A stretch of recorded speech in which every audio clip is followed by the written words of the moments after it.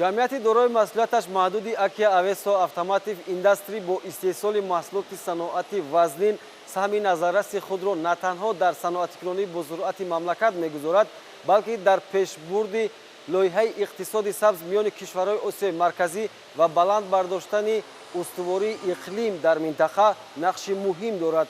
мо имрӯз бо истифода аз меҳнати мутахассисони маҳаллӣ электробус истеҳсол дорем ва электробус беҳтарин нақлиёти ҷамъиятии мусофирбарӣ мебошад, ки аз ҷиҳати экологӣ тоза аст.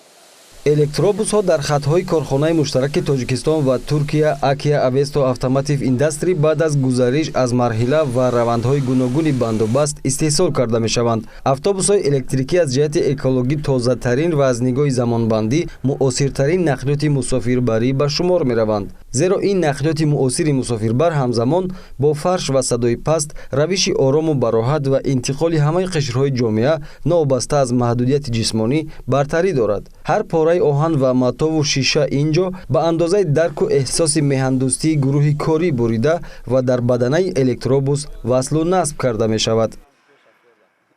ифтихор мекунем ки берун ай ватан нарафтем, дар муҳоҷират нестем, дар ватани худмон кор ва фаъолият дорем. این بهترین است یک پیشروی دولت ملت است که با یک افتخار بلند گفته می شود که من اومده در اینجا بچه‌ها با کار تامین کرده شدند. سر وقت لباسا، خوراک، معاش همه طرفه حساب کارخانه تامینات کرده می شود. электробуси ултра EV12 нақлиёти аз партовҳо озод мебошад. он барои истеҳсоли васеъ аз сертификатсияи Аврупо ва Осиё гузашта аст. автобуси барқии зебову роҳатрав барои истифода дар хатсайрҳои шаҳрӣ ва наздишаҳрӣ пешбинӣ гардида бо 32 ҷои нишаст имкон дорад дар як вақт 100 мусофирро интиқол бидиҳад. электробуси мазкур 10 аккумулятор дорад ва ҳаҷми ҳар ноқилқутӣ баробар ба 35 киловатт-соат мебошад. дар умум ҳаҷми захиравии батареяҳо 350 киловатт-соатро ташкил медиҳад. бо шарти доштани нерӯи захиравии пурра, электробус дар роҳҳои дохили шаҳрӣ метавонад масофаи то 300 километрро тай намояд. қисматҳои асосии электробус аксарияти онҳо аз Аврупо, Туркия ва Хитой воридот карда мешаванд.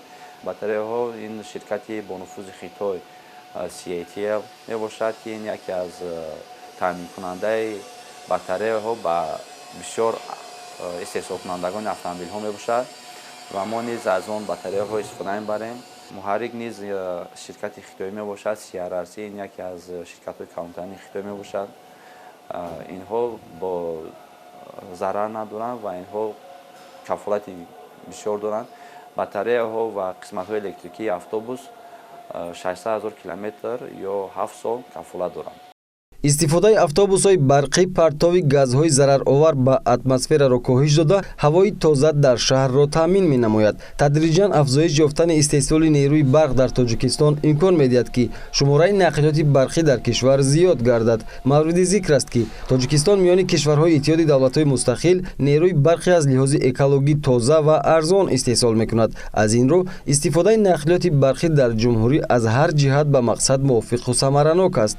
консепсияи гузаштан ба нақлиёти барқӣ дар шаҳри Душанбе имкон фароҳам овард, ки ҳам электробус истеҳсол кунем ва ҳам нақлиёти барқиро ба фаъолияти мусофирбарӣ сафарбар намоем. ҷамъияти дорои масъулияташ маҳдуди Акия Авесто Автомотив Индастри бо истеҳсоли электробусҳо ҳамзамон тавонист дар татбиқи барномаи шаҳри сабз дар шаҳри Душанбе саҳм гузорад.